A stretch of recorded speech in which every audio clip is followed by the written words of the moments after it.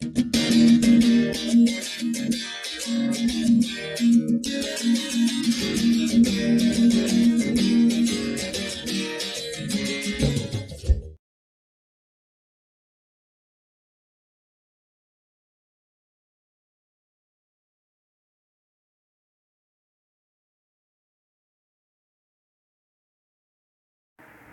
morning, all of you. I am Dr. Fakhruddin from Islamia degree college Deoband.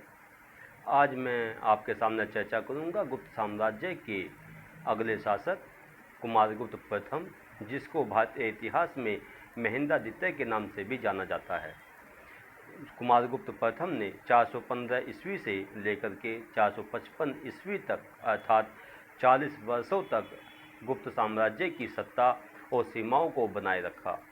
इनके बारे में जो अगले बिंदु हैं वो इस प्रकार हैं कि कुमारगुप्त प्रथम वीर और यशस्वी सम्राट चंद्रगुप्त विक्रमादित्य के पुत्र थे और उनकी माता का नाम महादेवी ध्रुवदेवी था, जो कि चंद्रगुप्त विक्रमादित्य की पहली पत्नी थी।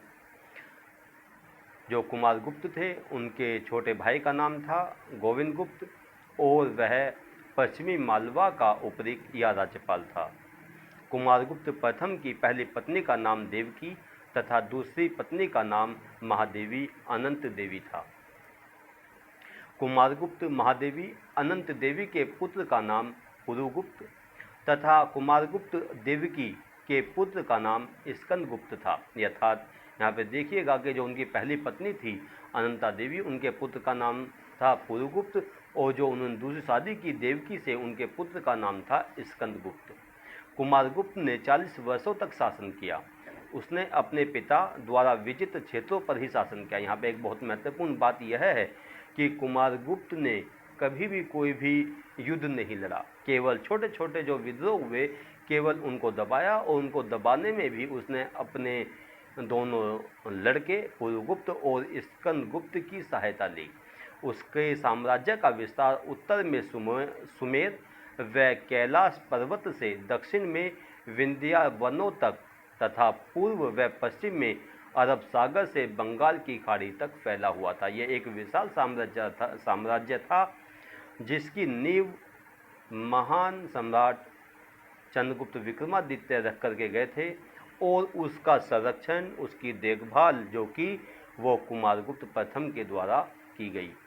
उसने अश्वमेघ यज्ञ भी कराए तथा उसकी स्मृति में सिक्के भी चलवाए।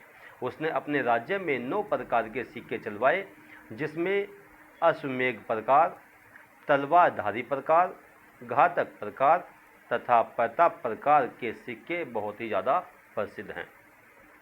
इसके अलावा कुमारगुप्त के बचपन का नाम, कई नाम यहाँ पर सामने आते हैं, लेकिन यहाँ पर मुख्य जो नाम है वो है महेंद्र सिंह, श्री महेंद्र और महेंद्र कुमार। ये कुछ नाम हैं जो उनके इतिहास की किताबों में उनके नाम मिलते हैं। इसके अलावा जो चीनी यात्री थे वेहनसांग, उनके अनुसार कुमारगुप्त को सक्रादित्य भी कहा जाता था। यानी कि यहाँ पे विद्यार्थियों को समझने के लिए जरूरी है, या जो ऐसे विद्यार्थी जो परीक्षाओं की तैयारी कर रहे हैं, जो शिक्षा मित्र हैं, जो अलग अलग पब्लिक स्कूलों में पढ़ा रहे हैं और साथ साथ प्रतियोगी परीक्षाओं की भी तैयारी कर रहे हैं, जैसे सीटेट है, यूपीटेट है, या बीएड कर रहे हैं या बीटीसी कर रहे हैं, उनको ये चीज़ जानना बहुत ज़्यादा ज़रूरी है, क्योंकि छोटे छोटे प्रश्न ही उनकी सफलता को दिलाते हैं। इसीलिए यहाँ पर जानना जरूरी है कि कुमारगुप्त को सक्रादित्य भी कहा जाता था, जो कि वेनसांग ने कहा है। कुमारगुप्त ने महेंद्रादित्य की उपाधि भी धारण की थी। इसके अलावा उसने व्याघ्र बल पराक्रम की उपाधि भी धारण की थी, जिसका अर्थ है चीते की शक्ति और पराक्रम वाला। इसके अलावा सबसे ज़्यादा अभिलेख, यानी कि जितने भी गुप्त साम्राज्य हुए हैं, गुप्त शासक हुए हैं, उन सभी में सबसे ज़्यादा जो अभिलेख प्राप्त होते हैं वो कुमारगुप्त प्रथम के ही प्राप्त होते हैं, जिनकी संख्या 18 है। और इसमें उसके कार्यकाल के बारे में सबसे ज़्यादा जानकारी मिलती है वो बिलसाड़ अभिलेख से मिलती है। कुमारगुप्त प्रथम काल के सिक्कों पर मयूर की आकृति अंकित है। इससे पहले जो शासक हुए हैं, खासतौर से चंद्रगुप्त विक्रमादित्य, उनके जो सिक्के थे उन पर गरुड़ की आकृति प्राप्त होती है, जबकि कुमारगुप्त प्रथम के जो सिक्के प्राप्त हुए हैं उन पर मयूर की आकृति अंकित है। और एक आकृति तो इस प्रकार की प्राप्त हुई है जिस पर मयूर पर कुमारगुप्त प्रथम बैठे हुए हैं। इसके अलावा कुमारगुप्त प्रथम का शासनकाल शांतिपूर्ण रहा, उसके राज्य में प्रजा सुखी थी तथा व्यापार अपनी चरम पर था। कुमारगुप्त प्रथम के शासनकाल में किसी भी प्रकार का भीतरी विद्रोह या बाहरी आक्रमण नहीं हुआ और यहाँ पर उनकी रणकुशलता और कुशल शासन की ही का ही प्रभाव देखिएगा कि कभी कोई विद्रोह नहीं हुआ, बाह्य आक्रमण नहीं हुआ और 40 वर्षों तक उन्होंने गुप्त साम्राज्य की सीमाओं को यथावस्तु इसी तरह से बनाए रखा। जो भीतरी या भिटारी अभिलेख में अंकित है कि कुमारगुप्त के शासनकाल के अंत में केवल पुष्यमित्रों ने उसके साम्राज्य पर आक्रमण किया था और इस आक्रमण का सामना उनके पुत्र स्कंदगुप्त ने बड़ी वीरता से किया और बहुत साहस से किया और जो पुष्यमित्र थे उनको पराजित भी किया। इसके अलावा कुमारगुप्त प्रथम वैष्णव धर्म का अनुयायी था। यहाँ पे एक विशेष चीज़ ध्यान रखिएगा, जितने भी गुप्त साम्राज्य के शासक हुए हैं लगभग सभी वैष्णव धर्म के अनुयायी थे। केवल अंत में आकर के कुछ शासक ऐसे हुए हैं जिन्होंने बौद्ध धर्म को अपनाया। वो चीज़ एक छोटे से वीडियो के साथ में मैं आपके सामने प्रस्तुत करूँगा, वो आपके पास तक पहुँचेगी YouTube channel education master doctor Fakhruddin के माध्यम से, जिसमें मैंने सभी गुप्त साम्राज्यों के शासनकाल और उनके नाम क्रमवार आपके सामने मात्र 3 मिनट की एक वीडियो के माध्यम से तैयार किए हैं। वो बहुत ही जल्द आपके सामने पहुंचेगी। इसके अलावा उनके समय में विष्णु, इंद्र, कार्तिकेय, सूर्य, बुध, भगवान शिव आदि की पूजा की जाती थी। उसने अर्थात कुमारगुप्त प्रथम ने परम भागवत की उपाधि भी धारण की थी। यह परम भागवत की उपाधि ऐसी है कि गुप्त साम्राज्य के लगभग हर सम्राट को गुप्त परम भागवत की उपाधि प्राप्त हुई है। मंदसौर अभिलेख से ज्ञात होता है कि कुमारगुप्त का संपूर्ण साम्राज्य पृथ्वी के नाम से संबोधित किया जाता था, यानी कि जितना भी साम्राज्य उसका था उसको संपूर्ण पृथ्वी के नाम से संबोधित किया जाता था। इसके अलावा मंदसौर अभिलेख में ही अंकित है कि कुमारगुप्त प्रथम के काल में ही बंधु वर्मा ने सूर्य मंदिर का निर्माण कराया। ये आपके लिए बहुत ज़्यादा जरूरी जानना है कि जो सूर्य मंदिर है जो गुप्त साम्राज्य कुमारगुप्त के शासन में बनाया गया उसको बंधु वर्मा ने बनाया था, जो उनका राज दरबारी था। इसके अलावा एक कथन और आपके सामने, एक महत्वपूर्ण तथ्य आपके सामने और आता है कि मंदसौर का अन्य नाम दसपुर भी मिलता है। इसके अलावा तुमेन अभिलेख जो ग्वालियर वर्तमान में मध्य प्रदेश के गुना जिले में स्थित है से मिला है, यानी कि तुमेन अभिलेख जो मिला है वो ग्वालियर जो जगह है जिसको वर्तमान में मध्य प्रदेश के गुना जिले में स्थित है में कुमारगुप्त प्रथम की जो तुलना की गई है वो शरद ऋतु अथवा शरदकालीन सूर्य से की गई है।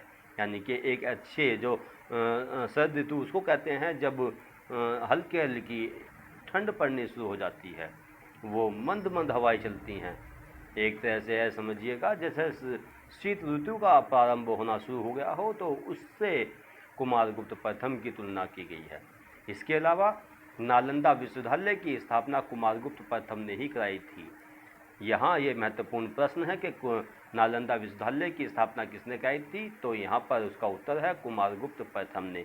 नालंदा विश्वविद्यालय की तुलना ऑक्सफोर्ड विश्वविद्यालय से की जाती है, यानी कि ये इतना वैभवशाली, इतना बड़ा और पूरा का पूरा एक सांस्कृतिक और सामाजिक इतिहास अपने अंदर समाये हुए है, पूरी सभ्यता को अपने अंदर समाये हुए है, उसका नाम है नालंदा विश्वविद्यालय और इसे ऑक्सफोर्ड ऑफ महायान बौद्ध भी कहा जाता है।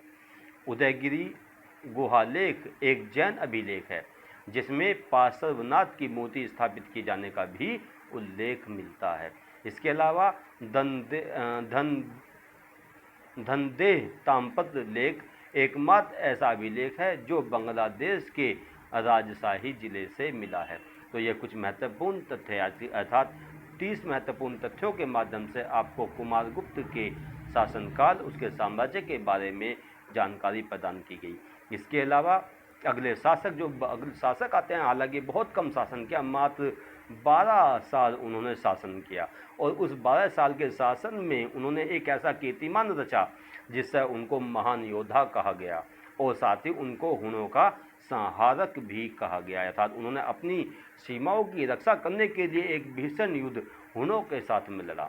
यहाँ पे देखिएगा उनके शासनकाल की अन्य महत्वपूर्ण घटनाएं क्या हैं कि कुमारगुप्त प्रथम की मृत्यु के बाद उसके पुत्रों में सत्ता प्राप्ति हेतु संघर्ष हुआ, जैसा कि पहले भी होता रहा है, यहाँ पे भी यही काम हुआ कि सत्ता प्राप्ति के लिए संघर्ष हुआ, जिसमें स्कंदगुप्त विजयी हुआ और वह गुप्त वंश का उत्तराधिकारी बना।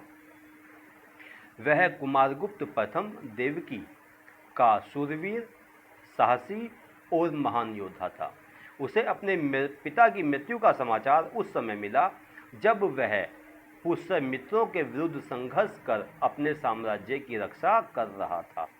स्कंदगुप्त के काल की सबसे महत्वपूर्ण घटना हुनों का आक्रमण रही, जिसका सामना उसने एक महान योद्धा की भांति किया और हुनों को परास्त किया। इस युद्ध में हुनों का नेतृत्व, यहाँ पे एक महत्वपूर्ण जानकारी आपके लिए है कि जो हुनों का जो नेतृत्व किया था वो खुशनेवाज ने किया था। ये क्वेश्चन अक्सर एग्जाम में, प्रतियोगी परीक्षाओं में, जो विभिन्न प्रकार की, चाहे वो राजस्थान की प्रतियोगी परीक्षाएं हों, उत्तर प्रदेश की हों, मध्य प्रदेश की हों, उत्तराखंड की हों, इस प्रकार के क्वेश्चन अक्सर एग्ज़ाम में पूछ लिए जाते हैं। इसीलिए ये ऐसी जानकारी आपके सामने है जिसमें सारा एक इतिहास समेटे हुए हैं, और ये ऐसे सामान्य ज्ञान के प्रश्न हैं जिनको परीक्षाओं में अक्सर पूछ लिया जाता है। तो यहाँ पर कि इस जो हुनों का जो नेतृत्व किया था स्कंदगुप्त के विरुद्ध, उसका वो नेतृत्व करता था खुशनेवाज।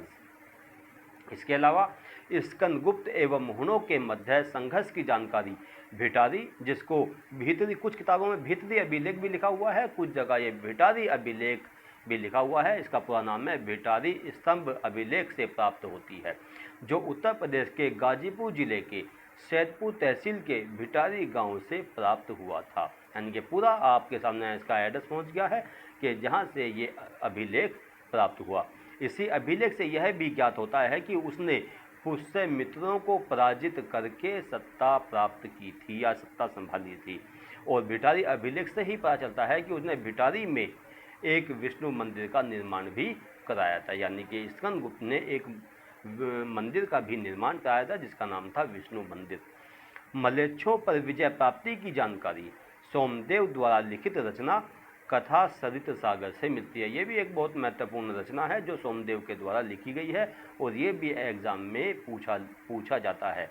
तो इस किताब का नाम है, एक ग्रंथ का नाम है कथा सरित सागर। इसके अलावा कहोम स्तंभ लेख में उसके बारे में लिखा गया है कि इंद्र समराजा, यानी कि इंद्र के समान राजा, 100 राजाओं के स्वामी के दरबार में 100 राजाओं के सिर सम्मान में उसके चरणों में झुक गए, और उसने अपने साम्राज्य में शांति स्थापित की। यानी कि हुनों से जो उसका युद्ध किया, और युद्ध के बाद जो उसे को कीर्ति प्राप्त हुई, उस कीर्ति ने उसको इंद्र साम्राज्य के समान बना दिया। इसके अलावा हुनों के आक्रमण से सीख लेते हुए स्कंदगुप्त ने सभी सीमाओं से लगे हुए प्रांतों में गोप्ताओं की नियुक्ति की। यहाँ पे एक बहुत ही कुशलतापूर्वक एक रणनीति उसने बनाई कि अपने विशाल साम्राज्य की रक्षा किस प्रकार से की जाए। तो उसने क्या किया कि गुप्त जो प्रांत थे उन पर गोप्ताओं की नियुक्ति की, जिसका उल्लेख गिरनार अभिलेख में मिलता है, जिसमें लिखा हुआ है सर्वेषु देशेषु विधाय गोप्त्रम। ये यानी कि ये बताता है, यानी कि ये श्लोक जो है, ये कथन जो है, इस बात को बताता है कि उसने अपने साम्राज्य की रक्षा करने के लिए, उसका संरक्षण करने के लिए जो प्रांत बांटे थे, उन प्रांतों पर उसने गोप्ताओं की नियुक्ति की, जिससे उसके साम्राज्य की रक्षा हो सके। सौराष्ट्र की रक्षा हेतु उसने अपने सबसे अधिक विश्वसनीय एवं प्रमुख सहायक पर्णदत्त को सौराष्ट्र का गोप्ता बनाया। यानी कि सौराष्ट्र जो एक बड़ा विशाल प्रांत रहा है, उस प्रांत की रक्षा के लिए उसने अपने सबसे विश्वसनीय जो सहायक थे पर्णदत्त, उसको सौराष्ट्र का गोप्ता बनाया।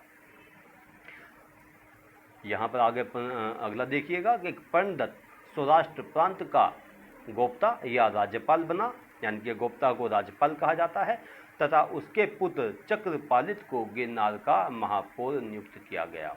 जैसे हमारे समाज में आज के समय में महापौर जैसे मेरठ की महापौर सुनीता वर्मा है, इसी प्रकार से एक वहाँ पर महापौर नियुक्त किया गया जिसका नाम था चक्रपालित, जो कि पर्णदत्त का पुत्र था। पर्णदत्त तथा उसके पुत्र चक्रपालित ने एक महान कार्य किया। एक महान कार्य वह कार्य था जिसने भारतीय संस्कृति में उनको जीवित कर दिया। उसने क्या किया कि जो मौर्य साम्राज्य के समय में जो चंद्रगुप्त मौर्य ने एक सुदर्शन झील का निर्माण कराया था, यानी कि एक तरह से एक विशाल झील, एक विशाल बांध का निर्माण कराया था जिससे सिंचाई की जा सके। और सम्राट अशोक ने इस सुदर्शन झील से कुछ नदियाँ भी निकाली थी सिंचाई करने के लिए। तो उसने जो सुदर्शन झील थी, जो कि समय बीतने के साथ साथ वो क्षीण होती चली गई, कमज़ोर होती चली गई, उस झील का, सुदर्शन झील का पुनर्निर्माण कराया और साथ ही एक विष्णु मंदिर का भी निर्माण कराया। अब इसकी विशालता देखिए कि जो सुदर्शन झील थी वो एक बांध के रूप में थी, उसकी जो लंबाई थी वो 100 हाथ, चौड़ाई 68 हाथ और उसकी गहराई 7 आदमियों के कद के बराबर थी। यानी कि इतना विशाल एक बांध था जिसका पुनर्निर्माण स्कंदगुप्त के माध्यम से हुआ, कराया पर्णदत्त और उसके पुत्र चक्रपालित ने अपनी देखरेख में। और इसमें बहुत अधिक धन खर्च हुआ, यानी कि एक तरह से सरकारी खजाना जो था वो बहुत विशाल संख्या में जो खर्च हुआ उसके जीर्णोद्धार में या पुनर्निर्माण में। इसके अलावा सुदर्शन झील के पुनर्निर्माण की जानकारी गिरनार लेख से मिलती है। अपने पूर्वजों की भांति वह भी भगवान विष्णु का अनुयायी था और स्कंदगुप्त ने अपने साम्राज्य में 3 प्रकार के सोने के सिक्के चलवाए, जिसमें 3 सिक्के हैं, यानी कि 3 प्रकार के सिक्के हैं, वो हैं धनुर्धर प्रकार, राजा लक्ष्मी प्रकार और घुड़सवार प्रकार।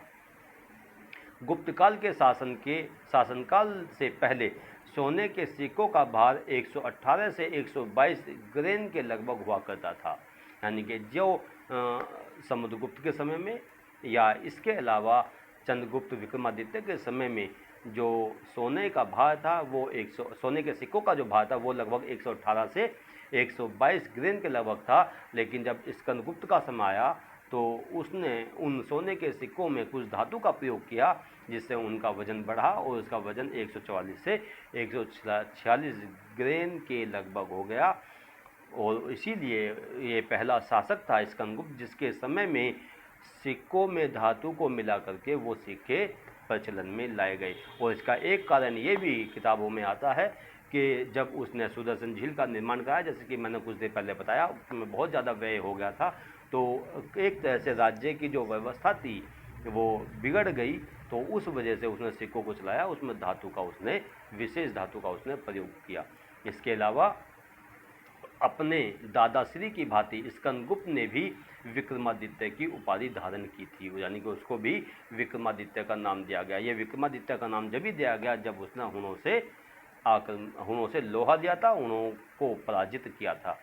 स्कंदगुप्त ने अपनी राजधानी अयोध्या को बनाया। अब धीरे धीरे देखिए कि पाटलिपुत्र, उज्जैनी और अयोध्या ये प्राचीन काल से ही एक वैभवशाली सांस्कृतिक नगर रहे हैं। और अंत में एक महत्वपूर्ण बिंदु जो आपके सामने है कि वो है जयशंकर प्रसाद, जो एक प्रसिद्ध नाटककार हैं, कवि रहे हैं, ने स्कंदगुप्त तथा ध्रुव देवी, जिनको ध्रुव स्वामिनी के नाम से भी जाना जाता है और नाटक का नाम भी ध्रुव स्वामिनी है, उस पर नाटक लिखा जो कि एक बहुत प्रसिद्ध नाटक है।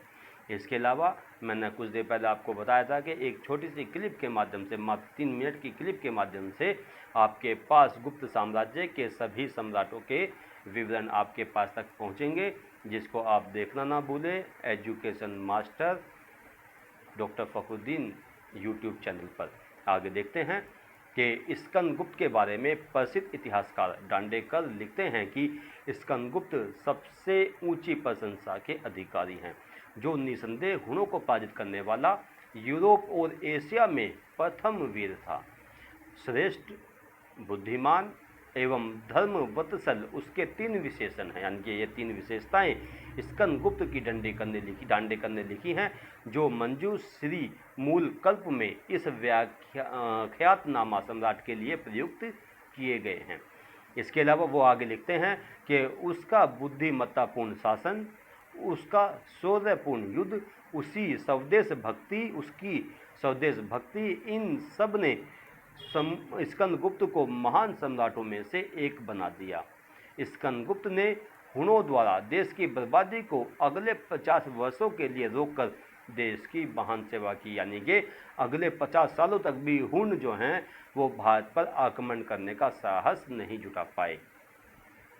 इससे आगे 2-3 महत्वपूर्ण जानकारी जो गुप्त वंश के बारे में है वो हैं गुप्त सम्राट श्रीगुप्त, यानी कि 275 से प्रारंभ हुआ, यानी कि गुप्त साम्राज्य 275 ईस्वी से प्रारंभ हुआ, और विष्णुगुप्त जो कि गुप्त वंश का अंतिम शासक माना जाता है, वो 540 में ये साम्राज्य समाप्त हो गया।